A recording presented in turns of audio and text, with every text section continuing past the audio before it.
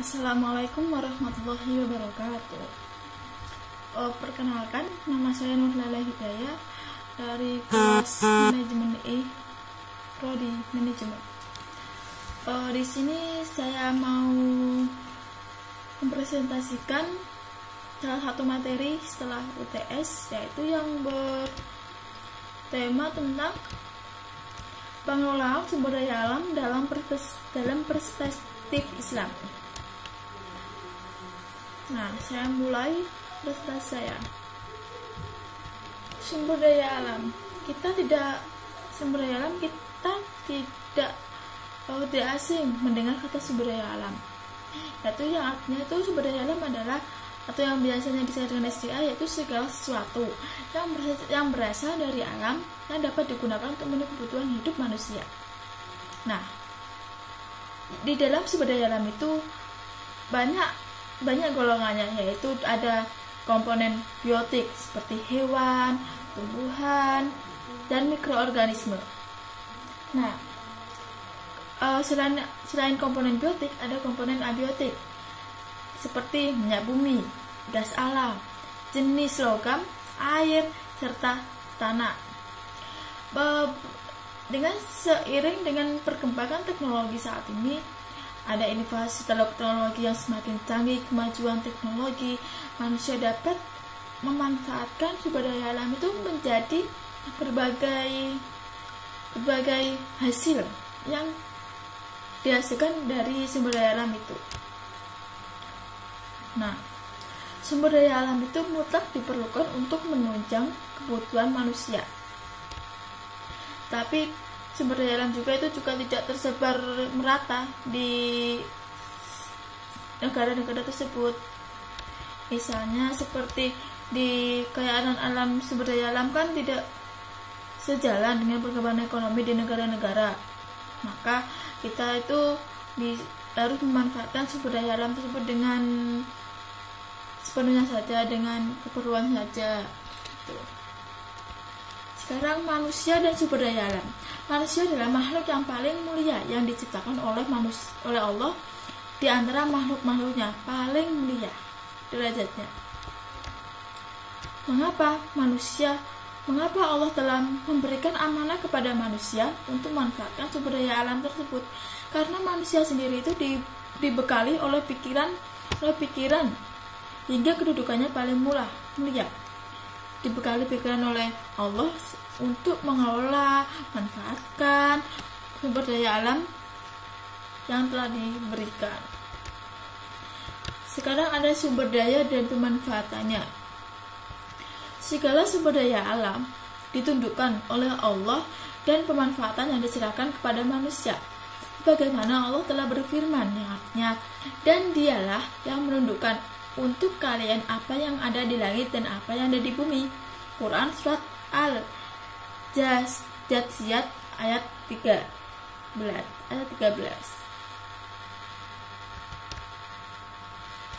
Namun, dalam pemanfaatan sumber daya alam manusia tidak boleh serta-merta memanfaatkan sesuai dengan keinginannya, seperti menjual karunia air, memanfaatkan sendiri, semuanya diambil sumber daya, semuanya diambil untuk kepentingan sendiri, untuk segelintir orang, itu tidak diperbolehkan. Mengapa? Karena Allah juga sudah telah menjelaskan di dalam Al-Quran, manusia itu harus memanfaatkan sumber daya alamnya dengan seperlunya, tidak boleh langsung mengambil semua apa yang ada di dalam bumi.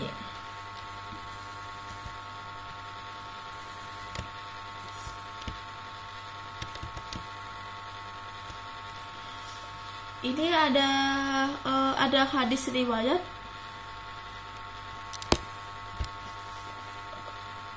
seperti itu larangan menjual karunia dari Allah.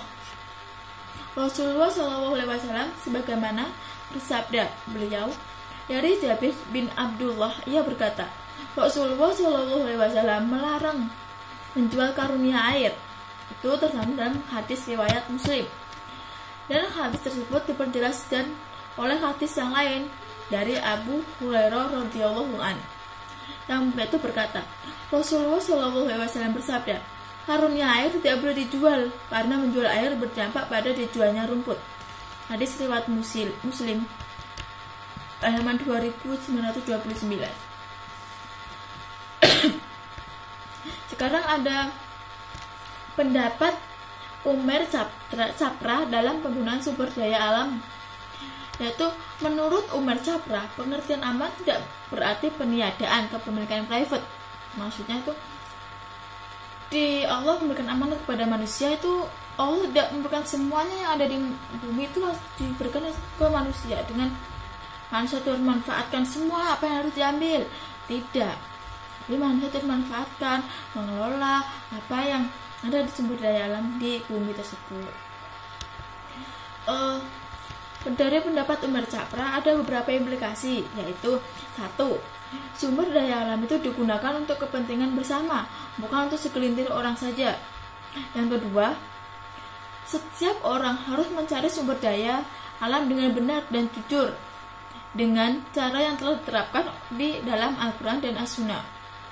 Yang ketiga, tak seorang pun berhak menghancurkan sumber daya alam yang telah diberikan oleh Allah, apalagi manusia merusak anugerah Allah yang merupakan tindakan fasad yang dikecam oleh Allah.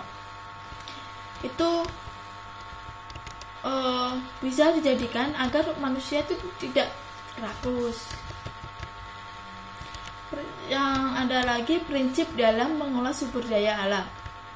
Menurut Syarqi Ahmad Dunia, ada beberapa prinsip dalam mengolah sumber daya alam, yaitu 1.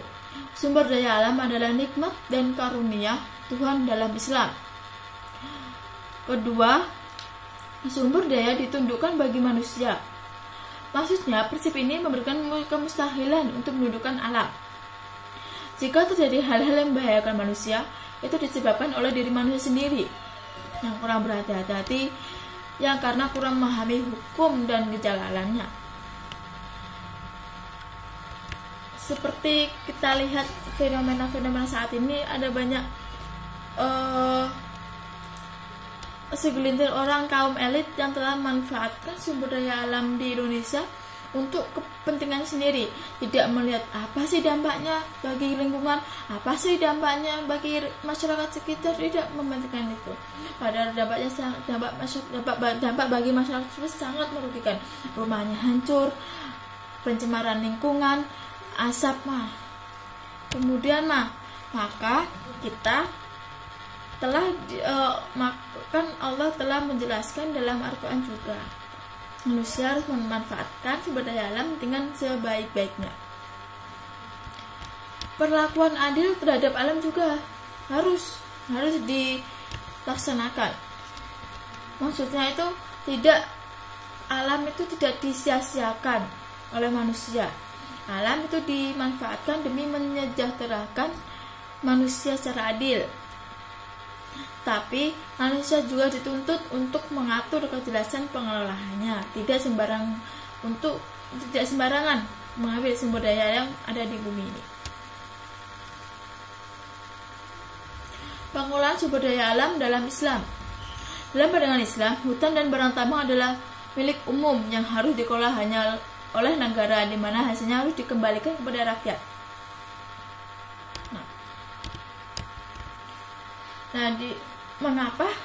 Mengapa Allah tidak memberikan sumber daya alam itu yang tersedia itu tidak langsung jadi? Karena manusia itu memiliki sifat rakus, harus memiliki sendiri, keinginan sendiri. Maka Allah telah memberikan kejelasan untuk sumber daya alam itu tidak diberikan, tidak tersedia secara dengan jadi. Manusia harus mengalami sendiri.